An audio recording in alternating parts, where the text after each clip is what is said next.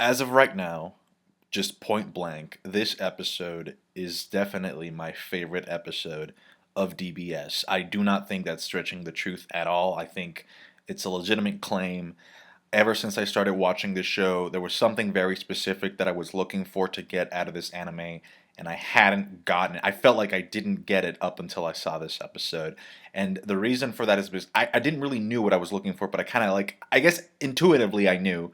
And this episode gave it to me. It's like it was the combination of very nostalgic and memorable moments and aspects from DBZ, aspects of DBZ, combined with the new universe building, new world building, and new characters of this new show. So, and I got it from this episode, and it was amazing. And seriously, just look at this one shot of Cabba throwing some punches at Vegeta and him blocking them. This is some legit like DBZ old school animation. It looks great. Like that was just so memorable. Like oh my gosh, this is what I grew up with. In addition to that, I loved the character development that we had for Vegeta in this fight. It wasn't really a fight. Like if you think about it, the fight itself was secondary to what Vegeta was trying to do. He was basically a teacher throughout the entire thing, and yet at the same time, even though you would think that this is a little bit out of character for Vegeta, they nailed it. It was so loyal to the spirit of the DBZ story. I love this. So the match starts. They put on some trumpet music as the two fighters come closer together. They have a bigger platform now because they rebuilt it. I don't know why they waited to the fucking semifinals to make this platform bigger, seeing that they were having a whole lot of problems about people falling or not falling off. But whatever. This platform should have been this big from the beginning. Start fighting, and I don't know if Cabby like already knew Gallic Gun or whatever, or if he just learned it from seeing Vegeta use it against Vegeta, but whatever. They start fighting, and Vegeta notices. He states that at base form, both of them are tied. So Vegeta's like, yo, you gotta power up, man. Like, step it up a notch. And the moment he says, I don't know how to turn into Super Saiyan, like, the fight has already been won in my head. You're like, okay, well, Vegeta's totally gonna... I'm sorry. Like, if you can't turn Super Saiyan, given the fact that we know that he can go Super Saiyan Blue, it's over. So when Cabba, whatever, was like, can you teach me how to transform? I'm like, oh shit. Yeah. So, no, but...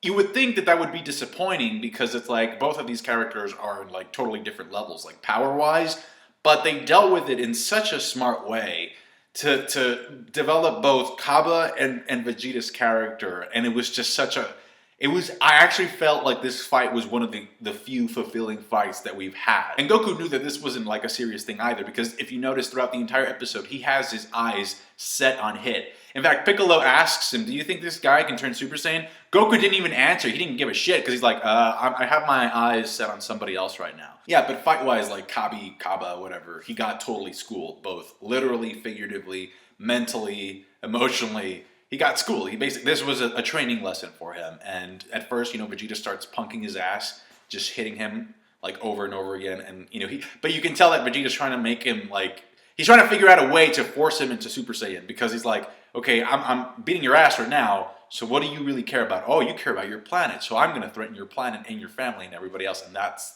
what triggers the transformation. And after that's triggered, Cabba just goes freaking ham. He tries to land a blow on Vegeta, but Vegeta's just like teasing him at this point. It's like, there's really no point in Vegeta receiving any type of damage from Cabba at this point. In fact, I think that he received more damage in his fight versus Vegeta than he did in this fight, if I'm not mistaken.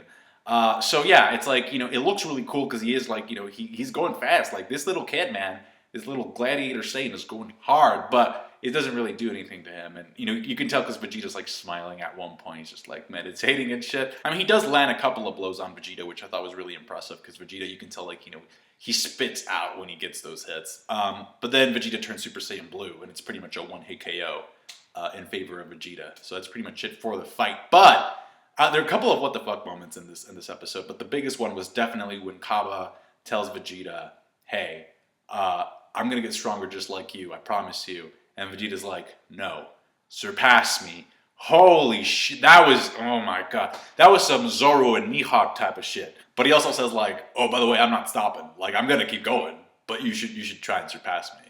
That's what you should aim for." But so in a way, it's kind of like he's passing the torch to like people from like Saiyans, because Piccolo says like he's a prince, so naturally he would have this inclination to help his own race. But it's kind of like he's saying, well, you should surpass me, but I'm not gonna let you surpass me. So but it's good. It's good character development. So Hit is up next. We know he's the strongest from Universe 6, as teased by the preview. I'm not sure why he wants the cube, like the car that belongs to Champa. I'm guessing it's because he wants to travel to Universe 7 to destroy shit. That's just me though. Because that was the prize that Vados guaranteed him if he participated and if he won. It's also pretty much a guarantee that the way we see Hit right now, that's his base form. Pretty sure he has like some other transformations up his sleeve. For story purposes, it would make sense if it ends up being Goku versus Hit, just because there's been like a lot of buildup and like Goku's staring at him all the time. Unless Monaka is an absolute troll, then that would make sense.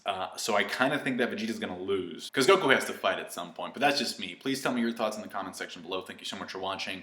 Were you disappointed in Cabba? Did you like his performance? Did you like the episode? Let me know. Like the review if you did, I appreciate that, and subscribe to my channel. Thank you so much, guys. Bye.